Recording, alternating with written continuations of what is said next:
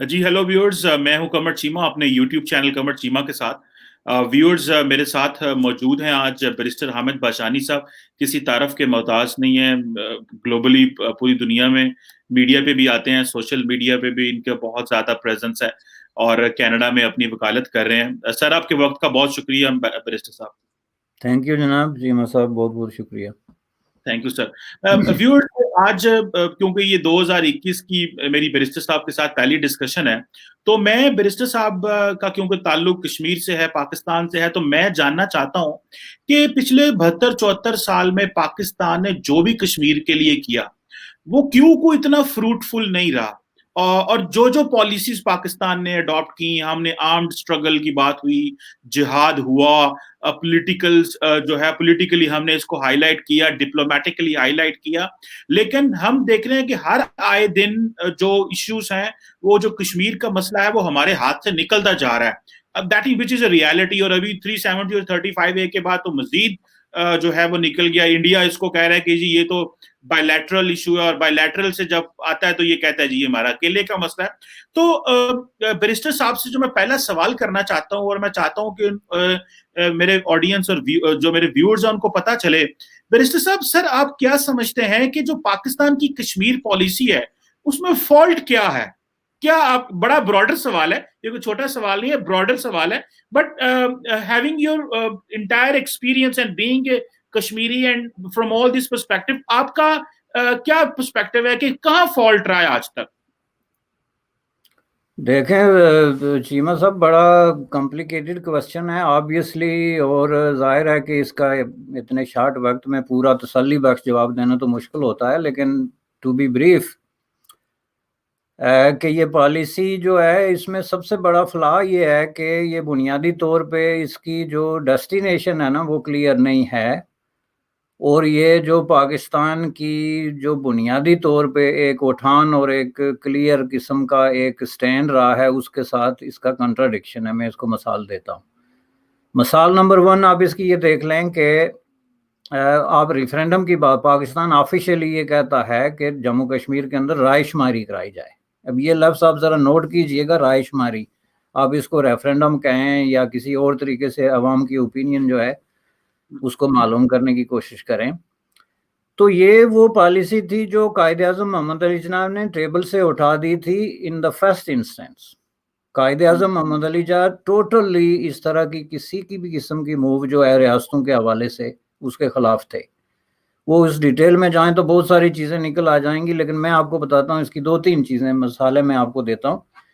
ایک جو ہے وہ خود قائد اعظم محمد علی جناح کو لارڈ ماؤنٹ بٹن کے تھرو یہ پیشکش کی گئی جو آن ریکارڈ ہے نومبر میں، کہ آپ ریاست حیدرآباد، جوناگڑھ اور جموں کشمیر میں رائے شماری کرائیں، جس کو کہ انہوں نے ریفیوز کیا کہ ہم اس طرح کی کوئی موو کرنا نہیں چاہتے. اس کی وجہ یہ ہے کہ قائد اعظم محمد علی جناح کی جو پالیسی تھی ریاستوں کے بارے میں، یہ اس کے بالکل کنسسٹنٹ تھی کہ ریاستوں کے بارے میں قائد اعظم محمد علی جناح 1930 سے یہ کنسسٹنٹلی کہہ رہے تھے کہ ریاستوں کے فیوچر کا فیصلہ وہاں کے جو راجے، مہاراجے، نواب اور جو بھی ہیڈ آف دی اسٹیٹ ہیں لیجیٹیمیٹ، یہ ان کا رائٹ ہے کہ وہ فیصلہ کریں کہ وہ کدھر جائیں گے یا ان کا کیا فیوچر ہوگا. نمبر 1. نمبر 2، اس کا ایک بہت بڑا ثبوت یہ تھا کہ قائد اعظم محمد علی جناح نے اپ ٹو 37-38 ریاستوں کے معاملات میں عدم مداخلت کی پالیسی جو ہے وہ اپنائی ہوئی تھی، جو کہ بہت کلیئرلی آپ اگر مسلم لیگ کی ہسٹری دیکھیں ریاستوں کے حوالے سے تو اس میں آپ کو صاف ریفلیکٹ ہوتی نظر آئے گی. یہ انہوں نے اس وقت اس کے بارے میں تھوڑا سا چینج کی جب انہوں نے یہ کہا کہ ہم جو کونسل بنا رہے ہیں پورے متحدہ ہندوستان کی، اس کے اندر صوبوں کے علاوہ ریاستوں کو بھی ہم نمائندگی دیتے ہیں، ڈائریکٹ نمائندگی. تو جب ڈائریکٹ نمائندگی کی بات آئی تو اس وقت ظاہر ہے قائد اعظم نے اور مسلم لیگ نے کہا کہ اس طرح تو سینکڑوں ریاستیں جو ہیں ان کے ساتھ ہمارا تعلق ہی ختم ہو جاتا ہے، اور ایسے لوگ الیکٹ ہو کے آئیں گے جن سے ہمارا کوئی تعلق نہیں ہوگا. تو پھر انہوں نے ایک پالیسی چینج کی جو 40s کے بعد جا کے تو جس کے فروٹ نکلنے شروع ہوئے. لیکن بنیادی طور پہ قائد اعظم کی یہ پالیسی تھی. جب پاکستان بنا تو اس کے بعد ظاہر ہے کہ آپ دیکھیں 14 اگست 1947 کو کشمیر پاکستان کا حصہ نہیں تھا، اور پاکستان میں gross misunderstanding of this issue ہے. لوگوں کے اس طرح کی کہانیاں ہیں افسانے ہیں، فکشن ہے کہ حقائق اس میں کہیں گم ہو کے رہ جاتے ہیں۔ 1947 میں جب پاکستان بنا تو کشمیر ظاہر ہے ریاست جموں کشمیر اس کا حصہ نہیں تھا، تو اگر اس وقت قائد اعظم نے جو پالیسی اختیار کی اس پہ آپ غور کرتے تو انہوں نے پالیسی کون سی اختیار کی؟ انہوں نے مہاراجہ ہری سنگھ سے اسٹینڈ اسٹل ایگریمنٹ سائن کیا۔ That was the only event جو بگر ایونٹ تھا قائد اعظم کی زندگی میں، جو فارن افیئرس پہ، کہ انہوں نے مہاراجہ ہری سنگھ سے اسٹینڈ اسٹل ایگریمنٹ سائن کیا، جس کا مطلب یہ تھا کہ جو معاملات پاکستان جو ہے وہ دیکھے گا کشمیر کے، جس میں جو ہے وہ کچھ سپلائی ہے، کچھ فوڈ ہے، کچھ پوسٹل سروسز ہیں، اس کمیونیکیشن ہے، اس طرح کی چیزیں، اور باقی معاملات میں ریاست جو ہے وہ خود مختار ہوگی، جو معاملات مہاراجہ پہلے سے چلا رہا تھا بر صغیر میں اس طرح چلاتا رہے گا۔ تو اس کا مطلب کیا تھا؟ اس کا مطلب یہ تھا کہ قائد اعظم محمد علی جناح نے اوپنلی یہ سٹینڈ لیا کہ مہاراجہ ہری سنگھ جو ہے وہ لیجیٹیمیٹ حکمران ہے ریاست جموں کشمیر کا، اور ریاست کے فیوچر کے بارے میں کوئی فیصلہ کرنے کے بھی اختیارات اسی کے پاس ہیں، جس میں سے ایک فیصلہ یہ تھا کہ ہم نے سٹینڈ سٹل رہنا ہے، میننگ کہ ہماری جو سچویشن پہلے تھی، اور آپ کو پتہ ہے پہلے ریاست جموں کشمیر کی سچویشن یونائٹڈ انڈیا میں کیا تھی کہ یہ ایک نیم خود مختار حکومت تھی، جس میں پنجاب سے یا ہریانہ سے لوگ ویزا لے کے داخل ہوتے تھے، ویزے کے بغیر مہاراجہ کی ریاست میں کوئی جا نہیں سکتا تھا، پرمٹ کے بغیر، اس کو پرمٹ کہتے تھے۔ اور آپ کو یاد ہوگا کہ پنڈت نہرو کو اریسٹ کیا گیا تھا اسی چارج پہ کہ وہ بغیر پرمٹ کے جو ہے کشمیر میں داخل ہونے کی کوشش کر رہے ہیں۔ خود قائد اعظم محمد علی جناح نے 2 دفعہ جو وزٹ کی ریاست جموں کشمیر کی، وہ پرمٹ لے کے گئے۔ تو یہ چیز تھی، جس کا مطلب کیا تھا؟ اس سے آپ سمجھیں کہ پالیسی قائد اعظم کی نہ یہ تھی کہ کشمیر پہ حملہ کر کے اس کو گریب کرو، نہ یہ تھی کہ اس میں ریفرینڈم کرا کے اس کو پاکستان کا حصہ بناؤ، جو کہ ظاہر ہے مسلم اکثریت اسٹیٹ ہے تو الٹیمیٹلی ریفرینڈم ہوگا تو مسلم اکثریت پاکستان میں شامل ہوگی۔ تو قائد اعظم اتنے انٹیلیجنٹ تو تھے نا کہ یہ اب ان کی انٹیلیجنس کی توہین ہے کہ وہ یہ بات نہیں سمجھتے تھے کہ جہاں پہ 75% مسلم ہوں گے کسی ریاست میں تو ریفرینڈم ہوگا تو وہ ظاہر ہے پاکستان کے ساتھ ہی شامل ہوں گے ان حالات میں۔ لیکن انہوں نے ریفیوز کیوں کیا؟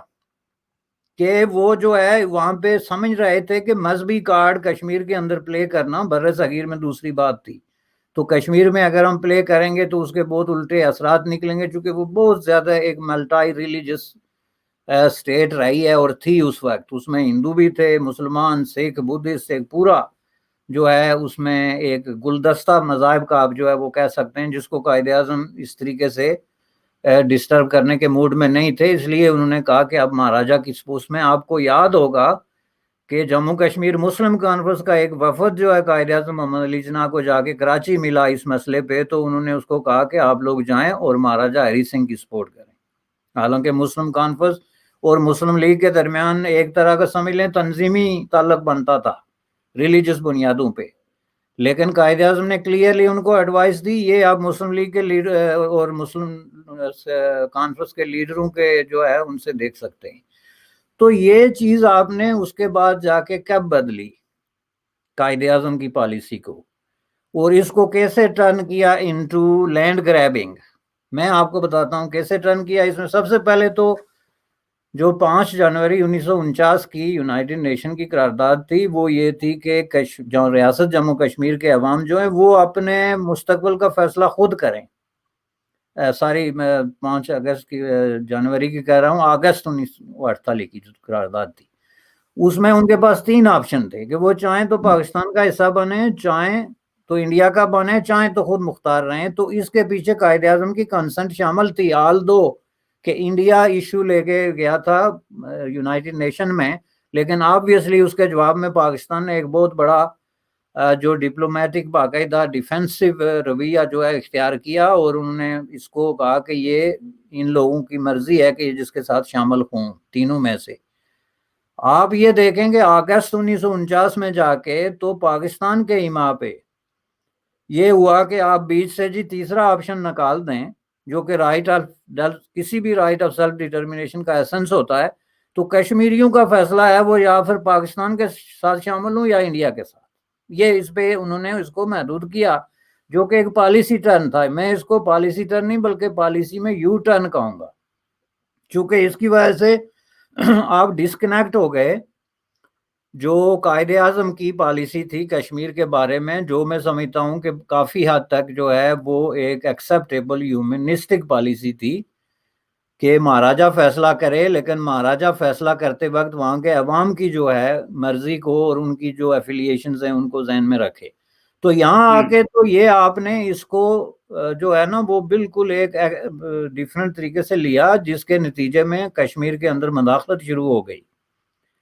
آپ کو میں بتا دوں کہ کشمیر کے اندر یہ جو ملیٹریلی انٹرفیئرنس ہوئی ہے، خواہ اس میں جو ہے وہ قبائلی لوگ شامل تھے، وہ اپنی مرضی سے گئے تھے یا ان کو کوئی لے کے گیا تھا، یا ہمارے علاقے پونچھ میں جس سے میرا تعلق ہے، جہاں پہ کہ فوجیوں ایکس فوجی جو تھے، ایکس ملیٹری مین، جنہوں نے ایک باقاعدہ بغاوت مہاراجا ہری سنگھ کے خلاف منظم کی تھی، یہ ساری ملیٹری انٹرونشنز تھی جو کہ جن کا کنیکشن جی ایچ کیو کے ساتھ بنتا تھا، جنرل ملیٹری ہیڈ کوارٹرز کے ساتھ، جس میں آپ کے جنرل جو ہے اس وقت جو جنرل نہیں تھے، کرنل اور بریگیڈیئر تھے، بریگیڈیئر شیر خان یا بریگیڈیئر طارق یا اس طرح کے لوگ تھے جو اس کو منظم کر رہے تھے اور باقاعدہ ڈیپیوٹی تھے.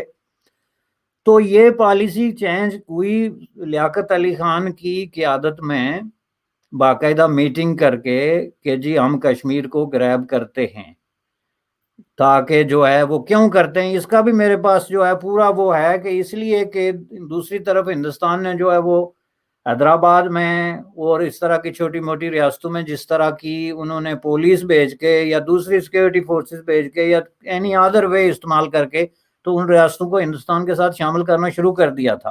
اس وقت تک پوزیشن یہ ہو گئی تھی کہ 562 ریاستوں میں سے تقریباً 560 ریاستیں انڈیا کے ساتھ چلی گئی تھی، باقی جو ہے وہ ایک کشمیر ڈسپیوٹ رہ گیا تھا یا حیدرآباد یا جوناگڑھ یا اس طرح کا.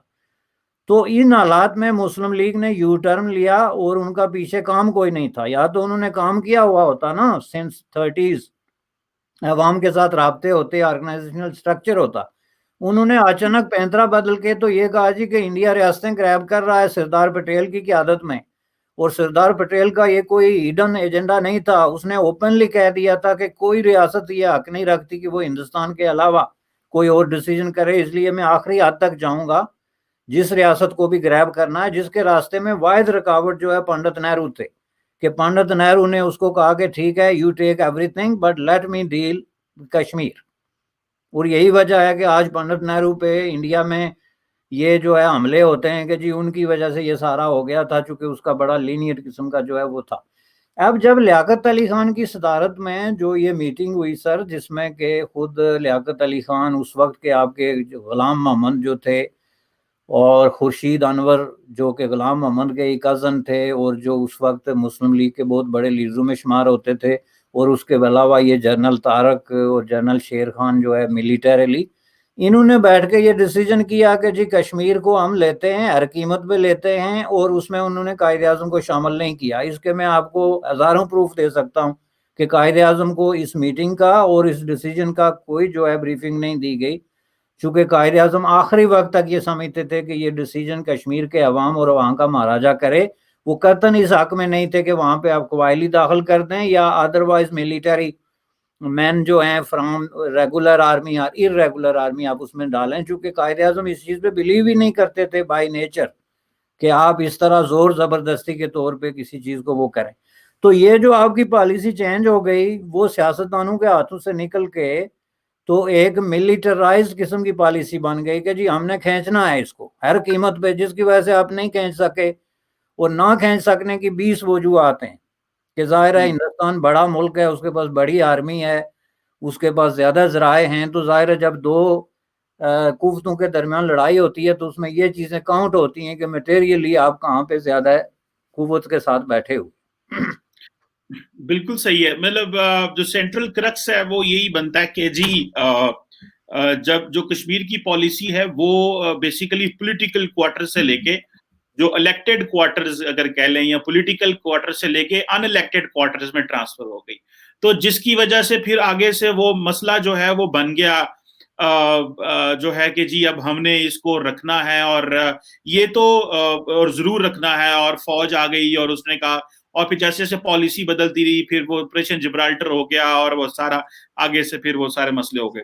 لیکن بیرسٹر صاحب ایک تو یہ بالکل ہسٹوریکل کیس آپ نے بتایا جو کہ کرکس ہے, جو کہ ظاہری بات ہے جڑ ہے کسی چیز کی, جہاں سے آپ سمجھتے ہیں کہ بیسیکلی دس از ویئر جہاں سے وہ پرابلم شروع ہوا, اور اس کو پھر جہاں سے جو پولیٹیکل ایکٹرز ہیں یا جہاں جو اسٹیٹ ایکٹرز ہیں انہوں نے اس کو مینوور کرنا شروع کر دیا. بٹ یہ تو ایک ہسٹوریکل فیکٹ ہے اور اس کو ظاہری بات ہے ڈفرنٹ لوگوں نے اس کو ماپا ہے, تولا ہے, اور آپ نے بھی ظاہری بات ہے اس میں اپنا پرسپیکٹو رکھا ہوا. ایک تو یہ ہسٹوریکل ہو گیا, لیکن اگر کرنٹ ڈائنامکس کی بات کی جائے تو آپ دیکھتے ہیں کہ 65 میں آپریشن جبرالٹر ہوا, پھر انٹرنیشنل بارڈر پہ معاملات آ گئے, انڈیا آ گیا, پھر 71 میں ہماری ان کے ساتھ مسئلہ ہو گیا, کارگل 48, اس سے پہلے ہماری ہوئی چھوٹی موٹی جھڑپیں, میں تو جنگیں تو نہیں کہوں گا کیونکہ جنگیں تو اور سٹائل میں ہوتی ہیں, لیکن بھارت یہ کہتا ہے کہ ہماری آپ سے 4 جنگیں ہیں, لیکن میں اس کو اپنی رائے میں جنگ نہیں سمجھتا, ایکسپرٹس خود ڈیفائن کریں اور سمجھیں. لیکن آپ کیا سمجھتے ہیں پچھلے اگر 20-30 سال کی بات کی جائے تو جس میں خاص کر اگر آپ پرٹیکولرلی افغان جہاد کے بعد جب پاکستان نے یہ محسوس کیا کہ اگر ہم افغانستان میں جہادی جو ہے سپورٹ کر کے افغانستان جو ہے لبریٹ ہو سکتا ہے سوویت سے, تو انڈیا کیوں نہیں ہو سکتا, تو ہمارا ایک موقف تھا اس چیز کے اوپر. تو جو جہادیوں کا رخ جو ہے ادھر چل پڑا اور وہاں پہ ایک ہماری ڈاکٹرین ساری چل پڑی. تو آپ سمجھتے ہیں کہ وہ تو آرمڈ اسٹرگل تو کامیاب نہ ہو سکی اور الٹا وہ ہمارے گلے پڑ گئی. اب تو وہ انہوں نے جب انٹرنیشنلائز اور وار آن ٹیرر کے بعد جب شروع ہوئی تو انڈیا کو ایک بہت بڑا بہانہ مل گیا کہ جو فریڈم فائٹرز تھے انہوں نے ان کو دہشت گرد کہنا شروع کر دیا اور انٹرنیشنل کمیونٹی ان کو ایکسیپٹ کر گئی, اور جو نان اسٹیٹ ایکٹر تھے وہ سارے کے سارے دہشت گرد جماعتیں بن گئی, گلوبلی لاز آنے شروع ہو گئے جو ہے یونائٹڈ نیشن سیکورٹی کونسل نے. تو انڈیا کو بہت بڑی جیت ہوئی اپنی اس کشمیر ایشو کو ایک دہشت گردی کا اس کا رنگ دینے کا. سو اس میں اگر دیکھا جائے ایک تو آرمڈ اسٹرگل ہے جو کہ ظاہری بات ہے اس طرح کامیاب نہیں ہو سکی یا اس کے اندر مومنٹم نہیں رہا, لیکن گو کہ بلکہ میں دیکھ رہا تھا کہ میرے سامنے یہ ایک رپورٹ بھی ہے, یہ میں اگر میں آپ کے ساتھ شیئر کروں, اتفاق سے میں نے کھولی ہوئی ہے کہ آپ دیکھیں کہ کس طرح حالات اس طرح کے ہیں اس وقت کہ کشمیر کے اندر جو 2019 میں یہ دپنٹ کی سٹوری ہے 6 جنوری کی, اور کہ جی 2002 میں 19 میں کمیونیکیشن بلیک آؤٹ ہوا ہے, وائی 2020 سا اسپائک ان کشمیر یوتھ جوائننگ ملیٹنٹس, وہ ملیٹنٹ ورڈ یوز کرتے ہیں. تو یہ کیوں کر کے جو ہے وہ آرم اسٹرگل تو ناکام ہو گئی, اس کو وہ اس طرح سپورٹ نہ مل سکی. تو پاکستان ویسے گلوبلی اپنا کیس لے کے جانے میں جتنی کوشش کر سکتا تھا وہ بھی اس طرح نہیں ہوئی. تو آپ سمجھتے ہیں کہاں فالٹ رہا؟ یہ پچھلے 25-30 سال کی بات کیجئے گا, پرٹیکولرلی سوویت افغان جہاد کے بعد کی میں بات کر رہا ہوں کہ یہاں سے چیزیں ہمارے ہاتھ سے کہاں سلپ ہوئیں. جی بالکل, آپ نے بالکل صحیح جگہ پکڑی ہے جناب چیمہ صاحب. یہ جو ہوا ہی جو ہے 70s میں اور اینڈ میں جو 80s میں جو ہے کہ جب افغان جہاد سے فارغ ہونے کے بعد ملیٹنٹس کی ایک بہت بڑی تعداد جس کو ہم کہتے ہیں افغانستان میں جو ہے وہ بے روزگار ہو گئی یا بالکل ہی بیکار ہو گئی, چونکہ ان کے پاس کوئی ٹاسک نہیں تھا. وہ لوگ آپ کو پتہ ہے کہ پوری دنیا سے جمع کر کے لائے گئے تھے جن کی تعداد ہزاروں میں تھی, اور آل آف سڈن جب آپ نے اپنی جو بھی وار تھی یا لڑائی تھی اس کو کال آف کر دیا تو وہ سارے لوگ جو ہے نا وہ رہ گئے آؤٹ ان دا کولڈ, جس کا کوئی مطلب ہی نہیں کہ اب وہ کیا کریں. جس کے نتیجے میں یہ صرف کشمیر کی بات نہیں, آپ کا یہ جو وزیرستان میں اور یہ جو سوات میں اور ان علاقوں میں اور خود پاکستان کے اندر یہ جو دہشت گردی اور یہ ساری چیزیں, اس کے پیچھے اگر کوئی یہ کہے کہ یہ فیکٹر نہیں ہے تو اس کا مطلب یہ ہے کہ وہ حقائق سے بہت دور ہے یا حقائق کو فیس کرنے سے قاصر ہے. تو وہ ملیٹنٹ میں آپ کو بتا دوں کہ یہ اس وقت جو کچھ بھی ہوا افغانستان میں وہ تو ایک الگ بحث ہے, اس پہ بھی بات ہونی چاہیے, لیکن پاکستان میں بیٹھے ہوئے بہت سارے پالیسی میکرز کو یہ غلط فہمی ہو گئی کہ ہم نے سوویت یونین کو شکست دی ہے. There was no such a thing like that. یہ جو ہیروئزم اور یہ جو انہوں نے ایک کریٹ کیا, وہ جو لوگ اس کو گہرائی سے دیکھتے ہیں ان کو پتا ہے کہ سوویت یونین کے اندر خود حالات کب سے بدل رہے تھے, کیا ڈیبیٹ چل رہے تھے, چونکہ ہم اس کو اس وقت بھی کلوزلی واچ کر رہے تھے سوویت یونین کے انٹرنل ڈیبیٹس جو ان کے اندر ہی سرکلز اور communist party of Soviet union کے اندر ہو رہے تھے. ان میں سے ایک یہ تھا کہ افغانستان میں ہمیں جانا ہی نہیں چاہیے تھا، اور اگر ہم چلے گئے تو ہمیں نکلنا چاہیے ایز سون ایز پاسبل. چونکہ وہاں سوال یہ نہیں تھا کہ مزید علاقے جو ہے گریب کیے جائیں، وہاں خود کوشچن اٹھ گیا تھا کہ یہ جو آج پاج ہم نے قائم کر رکھا ہے آدھی دنیا پہ، کیا ہم اس کو قائم کر سکتے ہیں؟ سوویت یونین کا بجٹ ایک وقت ایسا آ گیا تھا کہ اس کا 80% بجٹ باہر کے چیزوں پہ خرچ ہوتا تھا یا فوج پہ خرچ ہوتا تھا. تو وہاں کا ایک اندرونی نتیجہ تھا جس کے نتیجے میں وہاں سے انہوں نے فوجیں نکالی. ہمیں غلط فہمی ہو گئی کہ ہم نے سوویت یونین کو شکست دے دی، جس کو آج تک بھی امریکہ اور نیٹو شکست نہیں دے سکا روس کی شکل میں. تو اس سے ہمیں نے یہ غلط آئیڈیا لیا کہ ہم انڈیا کے ساتھ بھی یہی کام کریں گے، لہٰذا یہ ملیٹنٹس جو ہیں ان کا رخ ہم موڑتے ہیں کشمیر کی طرف. اور ظاہر ہے میں چونکہ آزاد کشمیر سے ہوں، پونچھ سے ہوں، میں نے اپنی آنکھوں سے یہ سارے ایونٹس جو ہیں وہ دیکھے ہیں کہ کس طرح یہ ملیٹنٹ دن دناتے پھرتے تھے بغیر کسی ایون سیکیورٹی فورسز کو پتا تھا. آپ کوئی ان کو کارڈ دکھا دیں، میں JKLF کا ہوں، میں حزب کا ہوں، میں فلاں کا ہوں، آپ کی کوئی تلاشی نتھنگ. کوئی پوچھتا ہی نہیں تھا آپ کہاں سے آ رہے ہیں اور کہاں جا رہے ہیں، حالانکہ وہاں پہ اتنی ٹینس سچویشن تھی اس وقت. اب آپ نے یہ جو دو لفظ استعمال کیے مجھے بہت اچھے لگے، یہ ملیٹنسی اور آرم سٹرگل. یہ آرم سٹرگل اور ملیٹنسی میں زمین اور آسمان کا فرق ہے. یہ آرم سٹرگل نہیں تھی، اور اگر ہوتی تو کبھی فیل نہ ہوتی. آرم سٹرگل وہ ہوتی ہے جس میں عوام جو ہیں وہ ہتھیار اٹھاتے ہیں ایک پولیٹیکل جدوجہد کے نتیجے میں، کہ آپ سڑکوں پہ نکل آئے، آپ کی بہت بڑی پولیٹیکل پارٹی موبلائزیشن ہے، آپ جو ہے وہ حکمرانوں سے یا قابض گفتوں سے لڑ رہے ہیں اور آپ کو مارا جاتا ہے، تو اس کے جواب میں آپ ہتھیار اٹھا لیتے ہیں، بندوقیں اٹھاتے ہیں، پتھر اٹھاتے ہیں اور لڑنا شروع ہو جاتے ہیں، جس کو آرم سٹرگل کہا جاتا ہے. یہ جو آئسولیٹڈ قسم کے ٹرینڈ قسم کے لوگ ہوتے ہیں ان کو ملیٹنٹ ہی کہا جاتا ہے. کہ 20 لاکھ کی آبادی میں 3 آدمی لڑ رہے ہیں، پہلی بات یہ ہے کہ they have no right to fight and they have no right to decide کہ وہ ہمارے نجات دہندہ ہیں یا اللہ کے سپاہی ہیں یا ان کو کسی نے خاص الخاص اس مقصد کے لیے بنایا ہے کہ وہ ہمیں آزادی دلائیں. یہ کام عوام کا ہوتا ہے. انفارچونیٹلی کشمیر کے اندر یہ تھا پہلے کہ عوام کا ریبیلین تھا. یہ میں آپ کو بتا دوں، یہ آپ جنرل گل حمید کے انٹرویوز اور اس سے پہلے ابھی جو آپ کے جنرل ریٹائرڈ ہو کے بکیں لکھتے ہیں جنہوں نے یہ خود لکھا کہ کشمیریوں نے ہمیں سرپرائز کیا. پہلے آپ کو پتا ہے وہاں JKLF جو ہے اس نے ہتھیار اٹھائے ہوئے تھے، اس کے نتیجے میں وہاں پہ جو ہے وہ کوئی 160 آؤٹ فٹ جو ہے وہ نکل کے آ گیا. جس آدمی کے پاس 2 لڑکے ہیں وہ ایک آرگنائزیشن بن گئی، اس نے جو ہے وہ ملیٹنسی شروع کر دی، اور اس میں یہ فیل ہوئے. یہ نہ آرم سٹرگل فیل ہوئی، نہ کشمیریوں کی پولیٹیکل سٹرگل فیل ہوئی، یہ میں آپ کو بتا دوں. اب اس کا جو انٹرنیشنل آؤٹ پٹ نکلنا تھا وہ تبھی نکلتا نا کہ آپ ان چیزوں کو کلیریفائی کریں کہ یہ ملیٹنسی ہے، اسلامک جہاد ہے، یا جو نیشنل لبریشن کی سٹرگل ہے، یا عوام کی ریزسٹنس ہے against the forces of occupation. تو اس کو پھر ہر چیز کا ایک الگ الگ امپیکٹ ہوتا ہے. اب پاکستان نے اس کو اس طرح نہیں کیا سر.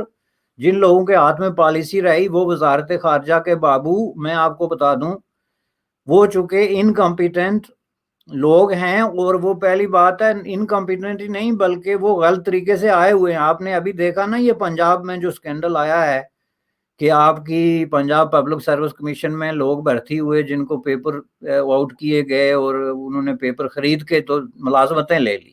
یہی بات وزارت خارجہ میں بھی ہے. یہ کام ہو رہا ہے اس وقت سے 80s میں جب میں پنجاب یونیورسٹی میں تھا تو ہم جیسے لڑکوں کے پیپر چینج کیے جاتے تھے. چیمہ صاحب جو محنت کرتے تھے اور پڑھتے تھے دیہاتوں سے آ کے، تو ان کے پیپر کاٹ کے تو دوسرے کو دے دیے جاتے تھے، اور اگر وہ لڑکا بولتا تھا تو اس کو پھینٹی لگانے کا لفظ استعمال ہوتا تھا کیمپس میں.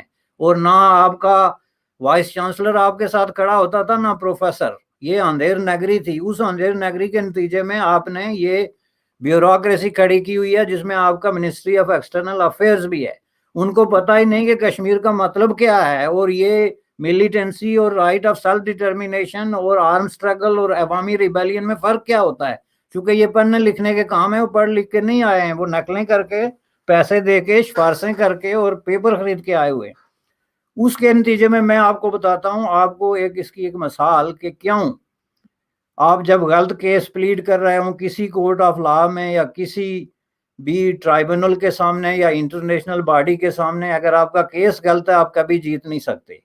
پاکستان جو کیس پلیڈ کر رہا ہے جس طریقے سے، اس کی ایک مثال میں دیتا ہوں، قائد اعظم محمد علی جناح کی ایک بار پھر مجھے بات کرنی پڑتی ہے. ان کے ایک بہت ہی مشہور و معروف سیکریٹری تھے کے ایچ خورشید حسن خورشید، جو کہ موسٹ سینئر ترین ان کے سیکریٹری تھے، اور قائد اعظم کشمیر ایشو پہ ان پہ 100% ڈیپینڈ کرتے تھے. آپ کو یاد ہوگا کہ یہ جب 47 کی یہ جو پارٹیشن کا ایشو شروع ہوا تو قائد اعظم نے کے ایچ خورشید کو بھیجا سری نگر کہ آپ وہاں جائیں اور جا کے وہاں سارے حالات کا جائزہ لے کے مجھے بتائیں کہ میں نے کرنا کیا ہے.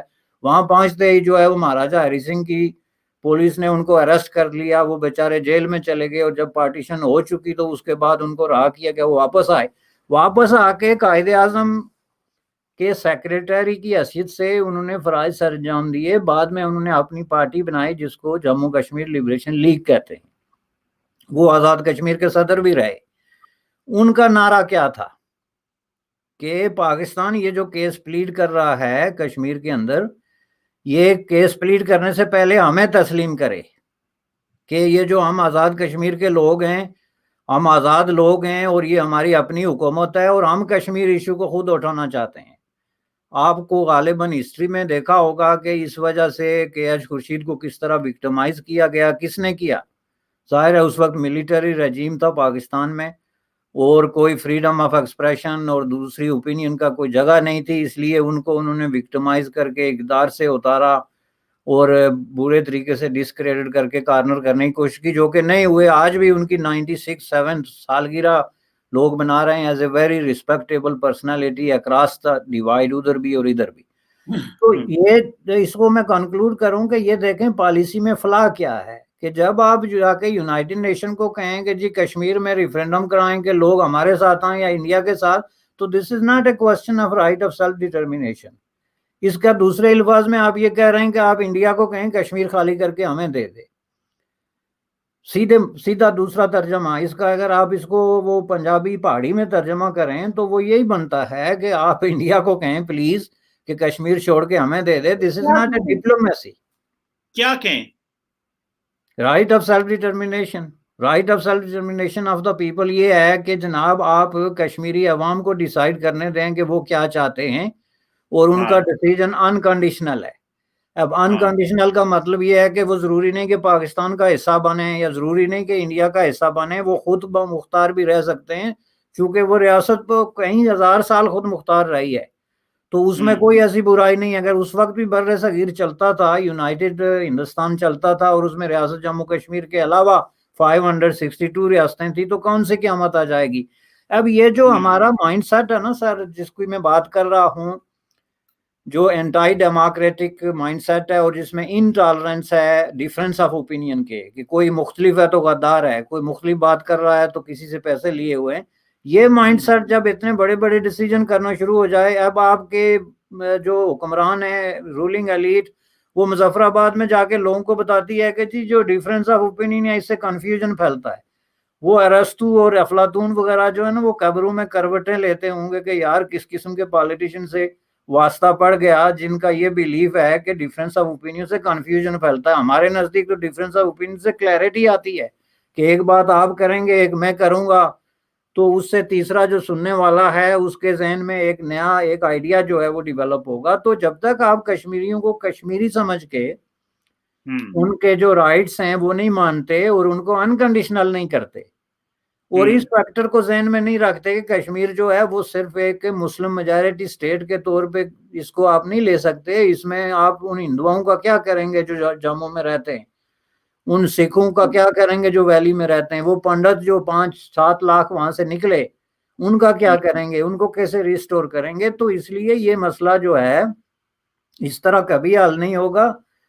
یہ 70 سال کیا، میں آن ریکارڈ کہہ رہا ہوں 700 ایئرس اسی طرح آپ چلاتے رہیں، یہ حل نہیں ہوگا. کیونکہ یہ جو ہے نا فیلئر پہ انسسٹ کر رہے ہیں، آپ فیلئر پہ انسسٹ کر رہے ہیں بار بار. ویسے بیرسٹر صاحب آپ نے ساری باتیں ایک انتہائی الیبوریٹو پرسپیکٹو بتایا.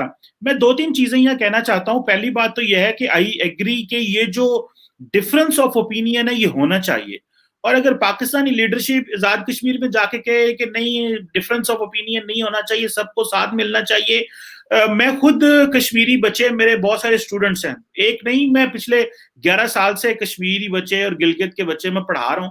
ہماری یہ نہیں کہ صرف انہی 2 لوگوں میں پڑھا رہا ہوں، اور بھی بچے ہوتے ہیں پورے پاکستان سے، لیکن کشمیر کے اسٹوڈنٹس اور گلگت کے بچے بھی ہوتے ہیں. اور میں بہت سارے کشمیریوں کو ملا ہوں جو میں ان سے پوچھتا ہوں، and majority of that at time they are not happy the way Pakistan is pleading Kashmir case. یہ مجھے پتا ہے اس چیز کو، اور وہ ہمیں کہتے ہیں.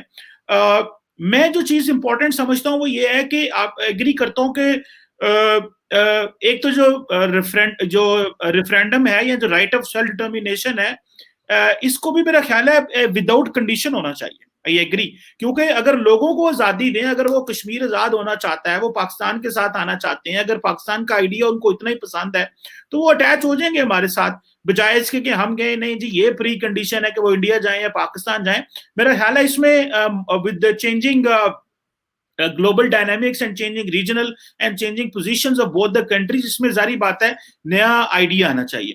اور جو تیسری بات آپ نے بیوروکریسی کی اس میں آپ سے پارشلی ایگری کرتا ہوں. میں سمجھتا ہوں اس بات پہ کہ جو بیوروکریسی ہے پاکستان میں، جو ماضی میں آئی ہیں، میں تو ان کو نہیں جانتا، ساری بات ہے، میں تو ابھی تھوڑا سا ینگ ہی ہوں. تو جو آپ کے کلاس فیلو ہوں گے، جونیئر سینئر، یا آپ نے دیکھا ہوگا پیپر چوری ہوتے ہوں گے، ابھی بھی سندھ میں ہو جاتے ہیں پیپر چوری، ہم نے دیکھا ہے وہاں پہ چلتا رہتا ہے. لیکن ایک بات میں کہوں گا، کیونکہ میں اس کا خود گواہ ہوں اور یعنی شاہد ہوں، اور کیونکہ میرے سے ایکسپیرینس بھی ہوا ہے، جو پاکستان کا اس وقت باشانی صاحب جو سول سروس ہے دیٹ از ویری کمپیٹنٹ. میرے اپنے کلاس فیلو لڑکے لڑکیاں فورن آفس میں ہیں، میرے کلاس فیلو، میں نے قائد اعظم یونیورسٹی سے انٹرنیشنل ریلیشنز میں ماسٹرز کیا ہے، ایم فل ابھی پی ایچ ڈی کمپلیٹ ہونے والی ہے، اور وہ میرے کلاس فیلو ہیں ہم سارے. اور میں جانتا ہوں کچھ ایسی لڑکیاں میری کلاس فیلو ہیں جو فورن سروس میں ہیں، کچھ ایسے لڑکے ہیں میرے، کچھ سینئر جونیئر بھی ہیں، کیونکہ قائد اعظم یونیورسٹی کا I R department is known for foreign service. Basit صاحب تھے، اعزاز چودھری ہمارے فورن سیکرٹری رہے ہیں، اور بہت سارے نام ہیں میں گنوا سکتا ہوں جو کہ سارے قائد اعظم یونیورسٹی سے پڑھے ہوئے ہیں. So it's a wonderful department. Other than that foreign service میں بہت کمپیٹنٹ لوگ ہیں. ہاں میں ایک چیز سے ایگری کروں گا کہ ہماری جو پولیٹیکل سمت ہے اس میں جب جھول آتا ہے تو جو ڈپلومیٹ بابو ہوتا ہے وہ تو پہلے ہی بابو ہوتا ہے. اس نے تو دیکھنا ہوتا ہے کہ جو اس وقت ہمارے پاس بندہ آیا اس کی کیا خواہش ہے. بابو کو امبیسڈر بھی بننا ہے، اس کو پروموشن بھی چاہیے، اس کے بیچارے 1000 مسئلے ہوتے ہیں، تو اس نے پھر وہ اس کے پیچھے گھومتا رہتا ہے کہ میرا کہیں یہ نہ ہو مجھے ملک کی غلط مل جائے، مجھے تھوپیا مل جائے تو میں نے کیا امبیسڈری کرنی ہے.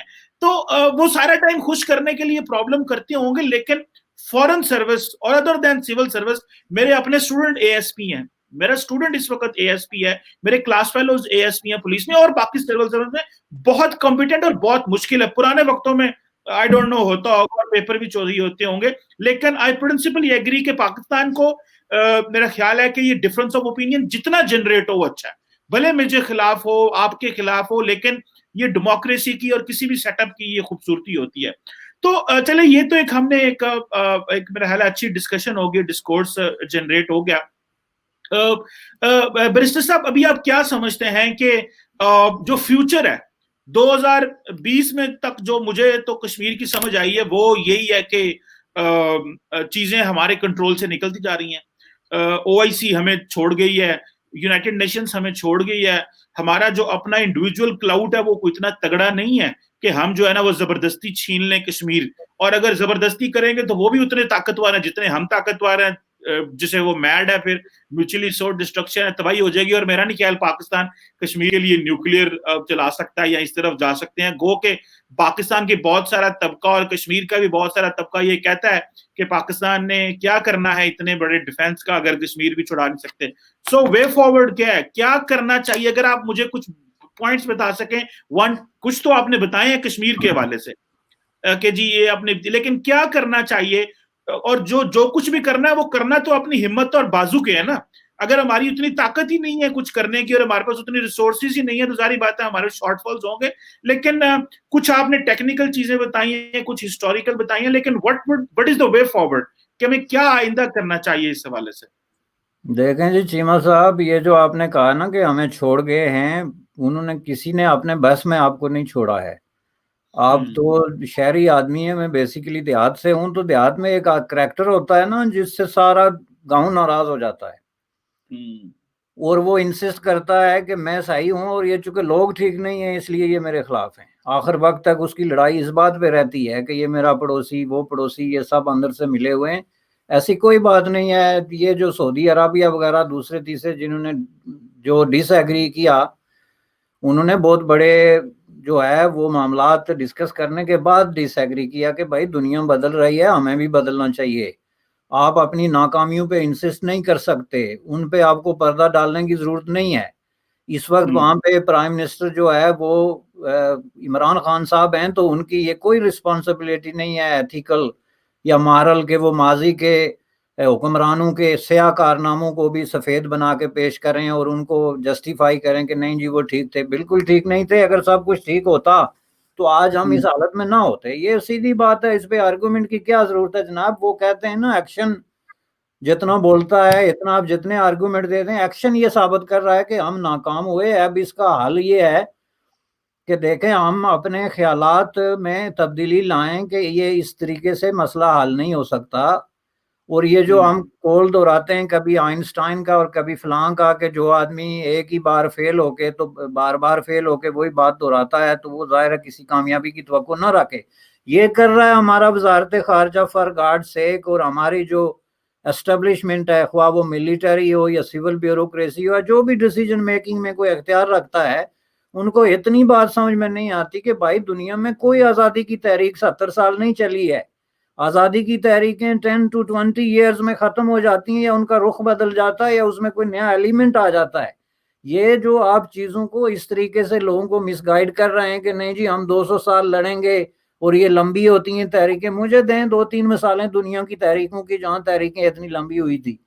یہ ایسا کوئی نہیں ہوتا. یہ جو جسٹیفائیبل قسم کے کازز ہوتے ہیں دنیا میں، اور دنیا کوئی یک طرفہ نہیں ہے، بے رحم اور خوفناک نہیں ہے جیسے ہم اپنے لوگوں کو بتاتے ہیں. دنیا میں انصاف بھی چلتا ہے، یہ سب چیزیں چلتی ہیں. تو اس میں ہمیں بھی تھوڑا سا انصاف پسند ہونا چاہیے. اور اس کا حل یہ ہے کہ ہم اس میں تھوڑی سی تبدیلی، میں آپ کو پوائنٹ دیتا ہوں. پہلی تبدیلی یہ ہے کہ ہم یہ سمجھیں کہ جو people of Jammu and Kashmir ہیں، یہ ان کا مسئلہ ہے کہ وہ کیا ڈیسیجن کرتے ہیں، اور ان کی فری ول اور آزادانہ رائے کے ایکسرسائز کا اختیار ان کو دیا جائے، نمبر 1. اور نمبر 2 یہ ہے کہ یہ جو ہمارے ذہن میں ہے کہ ہم ملیٹریلی، جیسا کہ آپ نے فرمایا اور میں نے بھی سنا کئی دفعہ، آپ کے جو آکش قسم کے منسٹرز ہیں اور وہ بم پھینکنے والے لوگ ہیں اور دوسرے تیسرے وہ سمجھتے ہیں وہ کشمیر آزاد کرانے کی بات نہیں کر رہے. وہ ڈسٹرکشن کی ریسیپی ہے کہ جس میں پورے بر صغیر کو آپ خون میں نلا دیں گے. کیا انہوں نے جو بم بنائے ہوئے ہیں وہ کس لیے بنائے ہوئے ہیں؟ اگر ہم نے نمائش کے لیے نہیں بنایا ہوا تو ظاہر ہم پھینکیں گے تو جواب میں وہ نہیں پھینکیں گے تو سروائیو کیسے کریں گے؟ جو حکومت ہوگی وہ جواب میں بم نہیں مارے گی تو عوام اس کے جو ہے وہ بوٹی بوٹی کر دیں گے، وہاں کے عوام اور یہاں کے عوام. یہ ایسے حل نہیں ہوتا. اس کا حل یہ ہے کہ ہم انسانی بنیادوں پہ سوچیں، اور ہم سب لوگوں کا فیوچر، جو بر صغیر کے لوگ ہیں، پورا ساؤتھ ایشیا وہ جڑا ہوا ہے. دنیا کی آج تک تاریخ میں کسی خطے نے، علاقے نے لوگوں کے ارد گرد پڑوسیوں کو شامل کیے بغیر جو ہے وہ کوئی کنسیڈریبل ترقی نہیں کی ہے. آپ یورپ کو دیکھ لیں، نارتھ امریکہ کو دیکھ لیں، لاطن امریکہ کو دیکھ لیں، ساؤتھ ایسٹ ایشیا میں دیکھیں کیا ہو رہا ہے. بھائی ہم کہاں جا رہے ہیں؟ اور ہمارے بچے یہ کیا باتیں کر رہے ہیں؟ بھائی بم پھینک دیں گے اور گولی مار دیں گے اور کشمیر لے لیں گے، فلاں ہوگا. یہ چیزیں جو ہیں اس کے اندر ہم نے بہت زیادہ وشفل تھنکنگ ڈال دی ہے.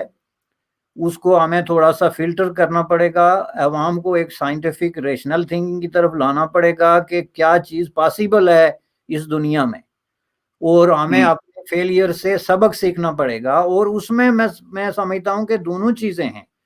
ایک تو آپ کشمیریوں کو ان کا right of self determination unconditional دیں، اور دوسرا خود پاکستان کے عوام کو ڈیسیجن میکنگ کی پاور دیں. میں آپ کو بتاتا ہوں، آپ کے پارلیمنٹ کے اندر یہ مسئلہ ڈسکس ہونا چاہیے اوپنلی اور ان فل ڈیٹیلز کہ بھائی یہ کشمیر ہم 70 سال سے اگر یہ طریقے اختیار کر کے آزاد نہیں کرا سکے تو اب ہمارا کیا خیال ہے؟